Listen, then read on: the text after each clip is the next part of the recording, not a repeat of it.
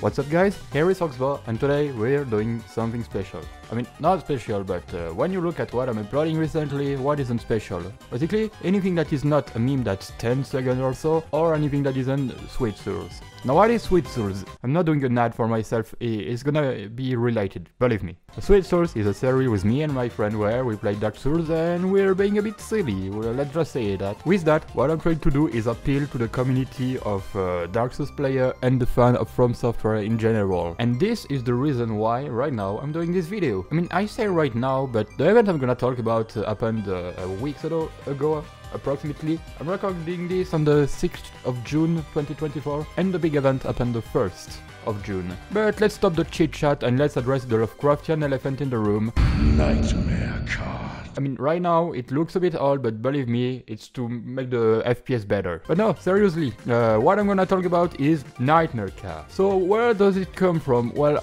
I'm gonna say what I know for sure, because I don't know who are the developers, but maybe I'll put their name on screen, I don't know. I'm telling you, I don't have any script, so since years, since Bloodborne came out, there have been a lot of articles, theory, conspiracy, people thinking that one day or another the game will come out on PC, but it's exclusive to the PS4, so there is no real way or nothing really confirmed about that. And even sometimes I look on Google and I see articles saying, oh, Bloodborne maybe on PC, and most of the time it's just people that overthink what a developer from From Software said, so there is nothing going on about it. It's been a debate for years, and there is also jokes about something that will be called Bloodborne cards. There is all meme, like just the idea of taking the Lovecraftian and horrible world of Bloodborne, filled with guts, blood, monster, werewolf, and the cosmic entities, and turning it into Mario Kart, basically. And there is one thing I like about projects on the internet. It's when someone takes something stupid with a lot of seriousness, a lot of concrete ideas, and it comes out of something good, like a bit like those movies that are so bad but made to be bad that they become good. And something like that happened. For months, I've been following the development of a retro game called Bloodborne Kart. Those guys really wanted to make a race game based on the world of Bloodborne. And on the 1st of June 2024, it finally came out. You can search it on Google, and it was recently added to Steam. So, yes. Now, why am I talking about it? Even though most of the time I will just do a gameplay and doesn't do an introduction or anything. Well, I try to record myself, but there is something I forgot. Yeah, we can't hear me. I'm a big dumbass, and it was my first reaction to the game, it was wasted! But there is no problem, I'm gonna say what basically happened. I took the game, launched it, and for the first 20 minutes I was in what we will call a bit of a pickle. See, it's better to play this game with a controller, so I was on my keyboard, and since I'm left-handed and always have to change control when I have a game, it was a pain in the ass, mostly for drifting. I won't say I was having a bad time, but not great either. But eventually, I tried the game, I tried Wine Race, 2 Race, Yax gave me his controller, and then everything went a bit more smoothly. And then there was this special level where I left Yax play, but by the way, I say this now, this game, as of right now, cannot be played online or on multiplayer. I heard from Yax that we can play on split screen, like if it's the good old time, but I haven't tried it yet. So yeah, I tried the game, it was pretty fun. I know that there is a lot of people that want to know how it's gonna be played, because maybe they don't want to play the game but want to know a bit more about it. It's really fun because it combines the mechanics of a race game like Super Mario or something like that with Bloodborne. You go forward, of course, you can drift, but most importantly, there is the item. You can get guns and shoot people to, you know, stop them, but there is monster, werewolves, and things on the road. You can use your items, your weapon, and your gun to kill them, and the more you kill, the faster you go. So we're, as a player, encouraged to kill things, which is a good thing. Don't come to school tomorrow! There is also a lot of items that are basically reskin from things from the Mario franchise, you know, the blue shell, the banana peel that were replaced with blood droplets, and most importantly there is this item, I don't know what it is, but basically you gain them if you drift or if you do something stylish one in the air, and you use them to give yourself some boost. So what are you doing? You're just drifting every time you can to get some speed, and you're killing everything to get more speed. And I would say that's pretty much it. There is different thing you can ride. You can ride a bike, you can ride a motorcycle, a car, you can just run for some reason. That was funny.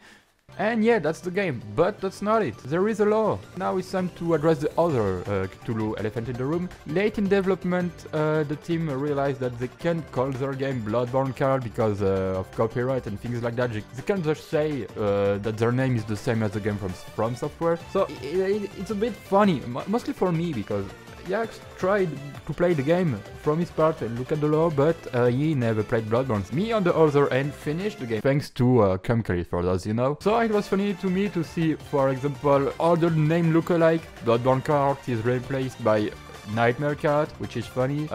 Nicolas from the game, he's here, but now it's Nishala. There is a lot of funny things that remind you of those memes, you know, where it's someone that goes in another reality where everything is the same except some name, and like they're oh, you got Marvel character?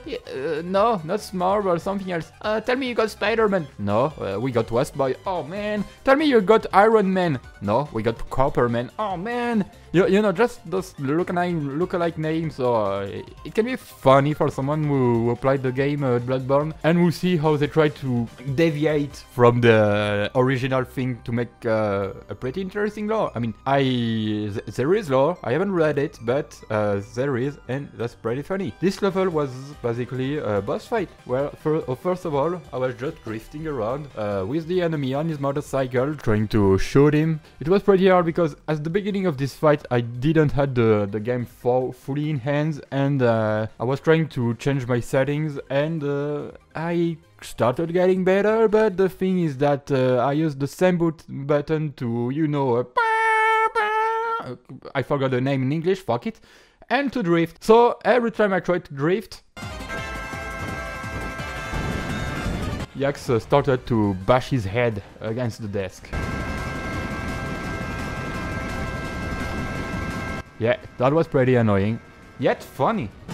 I tried to fight his boss, but it was very hard at first. For maybe the 6th first death, I started thinking, is the game bad or am I just bad? And yes, it's a game from the Dark Souls series, so most of the time you're bad, you know. And things got from bad to worse when, after I killed the boss, or so I thought, he started transforming into a giant beast with a minigun attached to it. I was trying and trying, running around in circles around him, drifting, using my gun, nothing seemed to work. I was trying to get salty and to really say that I couldn't understand anything, and that's when Yax told me, and I quote, I mean not quote because he told me in French, but you know, I'm sure it's one of those games where at the beginning you don't understand the control and anything, but when you get the hang of it, you're gonna be a monster at it. And this is exactly what happened. I mean, I'm not saying I'm the best, but I'm not the worst anymore, so that's an upgrade. And there is another incredible Lovecraftian elephant in the room that I forgot to mention, and you've been listening to it since the beginning, since it's the soundtrack. They're absolutely incredible. You can see me here, just it's not in the camera, but we're both dancing to this goofy, spelunky, incredible, amazing, awesome, and other thing like that soundtrack. I don't have the word. Then, if you're like me, a big fan of From Software game, you can sometimes hear some leitmotif, notes, and things that remind you of themes from the game. So, yes, the music is incredible, and I don't have a lot to say about it. I don't have a precise analysis to do. So, in a nutshell, and to conclude, I'd say that the game is good, really good. The developers are clearly passionate about what they were doing. They were not just doing it for the joke, or they were doing it for a joke, but they might have just said the best joke ever. Not just funny, complex, incredible, amusing, funny. The game is maybe hard to understand at the beginning, but you clearly get a hang of it with time. The races are incredible. It really excites you when you recognize zone from the previous game. I mean previous game from Bloodborne. You can also recognize the item, the character, maybe the story. You can see a bit of Bloodborne in everything.